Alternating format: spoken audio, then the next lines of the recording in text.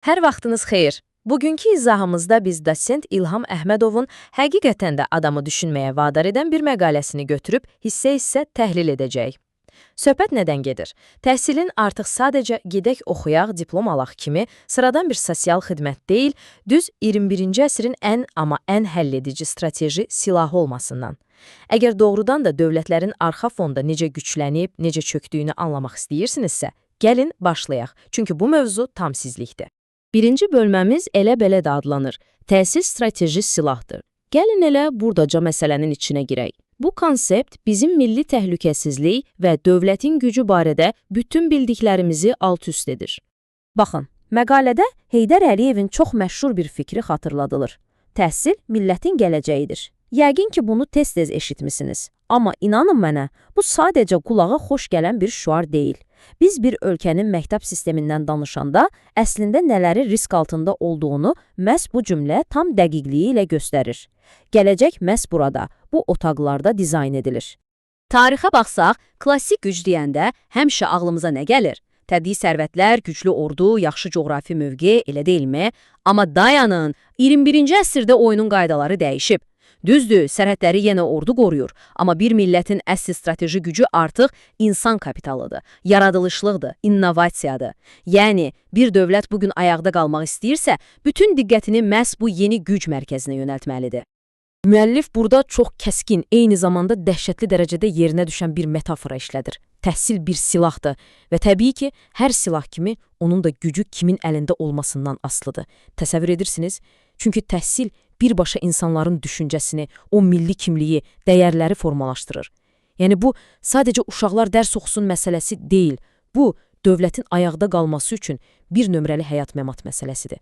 İkinci bölməmiz zənginliyin əsl mənbəyi. Bax, bura çox maraqlıdır, çünki ölkəni nəyin zəngin etməsi ilə bağlı köhnə təsəvvürlərimizi tamamilə dağıdır.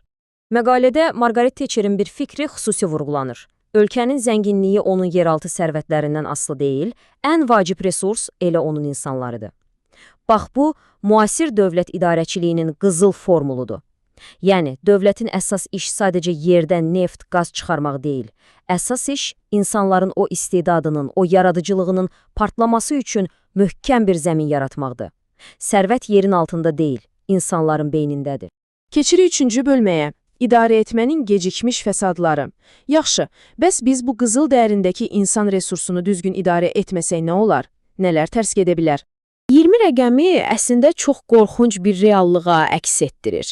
Baxın, iqtisadiyyatda bir səhv edəndə uzağı 1-2 illə ziyanını görürsünüz, düzdür? Amma təhsil sistemindəki səhv elə deyil. O saatlı bomba kimidir. Siz səhvi bugün edirsiniz, amma o dağıdıcı nəticələri görmək üçün bəzən 10, 15, hətta 20 il lazım olur. Yəni, hesabı düz bir nəsil sonra ödəyirsiniz. Çox ağır bədəldir. Yəni, qısacası tənliyi belədir. Zəif təhsil bərabərdir zəif iqtisadiyyat, zəif idarə etmə və sıfır innovasiya. Bugün o sinif otağında baş verən kiçik bir uğursuzluq riyazi olaraq 20 ildən sonra milli iqtisadiyyatda mütləq bir çöküşə gətirib çıxaracaq. Bu qədər sadə və bir o qədər də amansız bir zəncirvari reaksiyadır. Dördüncü bölmə. Təhsilin əsas zənciri. Yaxşı, bəs bu fəlakəti senarinin qarşısını necə almaq olar? Bunun üçün gəlin inkişaf zəncirinə biraz da yaxından baxaq. Gəlin bu 4 addımlıq ardıcıllığa diqqət edək. Hər şey birinci addımdan başlayır. Təhsil menecerinin peşəkarlığı. Bu adam peşəkardırsa, təhsilin keyfiyyəti qalxır. Təhsil keyfiyyətlidirsə, rəqabətə davamlı insanlar yetişir. O insanlar da sonda iqtisadiyyatı qaldırır. Fikir verdiniz? Kosmosa uçan iqtisadiyyat kimi nəhəng bir sistem əslində bircə dənə mikro təməlin, yəni peşəkar təhsil menecerinin çiynində dayanıb. Bütün yük bu halqadadır. 5-ci bölməmiz 21-ci əsrin smart meneceri. Əgər bütün yük bu menecerin üstündədirsə, o zaman çox haqlı bir sual yaranır. Bu adam kimdir və necə biri olmalıdır? Əvvəla, gəlin o köhnə müdir obrazını ağlımızdan çıxaraq. Yəni, ancaq kağız-kuğuzla məşğul olan, statistik hesabatlar yazan o darıxdırıcı inzibatçı figurunu unudun. Bugün sistemə tamamilə başqa bir model lazımdır. Müasir təhsil meneceri eyni zamanda həm strategdir, həm pedaqoq, həm innovasiya lideri, ən əsası isə insan kapitalının memarıdır. Bu adamlar sadəcə prosesi yola vermirlər, onlar cəmiyyəti dizayn edirlər. Müəllif burada çox vacib, həm də tez-tez qarşılaşdığımız bir yaralı yerə toxunur. Bilirsiniz, iki xarici dil bilmək ya da xaricdən gəlmə dəbdəbəli terminləri sağa-sola xərcləmək heç də peşəkarlıq demək deyil. Əgər bir menecer təhsilin fəlsəfəsini, pedaqogikanı başa düşmürsə, yerli milli konteksti hiss etmirsə, o qlobal terminlərin heç bir qəpiyə də dəyəri yoxdur.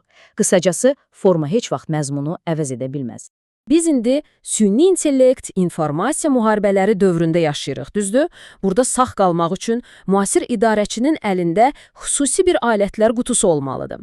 Smart təhsil, süni intellektə əsaslanan analizlər, adaptiv kurikulum, rəqəmsal transformasiya və fərdi öyrənmə modelləri. Əgər rəhbərlər bu dəyişikliklərdən qorxsalar və ya geridə qalsalar, ölkə qlobal yarışda sadəcə əziləcək. Məktəb sistemi dünənin yox, məhz sabahın problemlərini həll etməyə hazır olmalıdır. Və nəhayət, 6-cı, sonuncu bölməmiz – gələcəyin taleyi. Bütün bu danışdıqlarımız bizi hara aparır? Gəlin iki fərqli ssenarinin gələcəkdə necə fərqli ölkələr yaratdığına baxaq. Bu iki yanaşma arasındakı fərq doğrudan da adamı dəhşətə gətirir. Əgər sizdə təhsilə strateji silah kimi baxan, milli düşüncəli, peşəkar liderlik varsa, nəticədə yaradıcı və azad düşünən bir cəmiyyət alırsınız. Nümunə istəyirsiniz? Finlandiya, Yaponiya, Cənubi Koreya, iqtisadiyyat və texnologiya sadəcə uçur. Amma o biri tərəfə baxaq.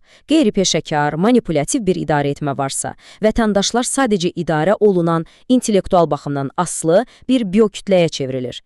Nəticə isə mütləq ideoloji nəzarət və texnoloji gerilikdir. Seçim zərrə qədər də qəliz deyil, elə deyilmi? Yəni, bütün bu təhlilin yekun, o ən həlledici nöqtəsi budur. Bugün dünyada dövlətlərin taleyi o qanlı döyüş meydanlarında həll olunmur. Xeyr, o, məktəblərdə, universitet auditoriyalarında və ən əsası, təhsil idarəçilərinin qəbul etdiyi o gündəlik qərarlarda formalaşır. Sizin milli təhlükəsizliyiniz və gələcəyiniz məhz indi o rektorların, direktorların otaqlarında həll olunur. Bununla da bugünkü izahımızın sonuna gəlirik.